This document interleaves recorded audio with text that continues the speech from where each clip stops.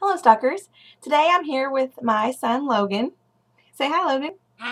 Today we're going to talk about some ideas for you to have fun with your kids. Whether it's your kids or whether it's kids that you're babysitting, cousins, brothers, and sisters, it doesn't matter. Having fun with kids is something that is very entertaining, to say the least. So we're going to come up with some ideas that he likes, that he thinks would be fun for little kids to spend time with. So the first one would be what? Would it be going to the park and playing? You like going to the park, don't you? Mm-hmm. Right. We like going to the park. So take your kids or kids that you know to the park and play with them. Go sliding, go swinging, just have fun.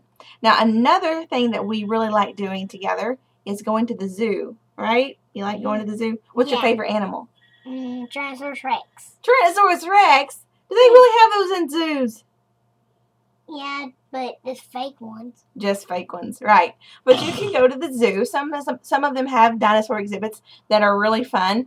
And then there's the animals like gorillas and elephants and all that we really like seeing, right? Yeah.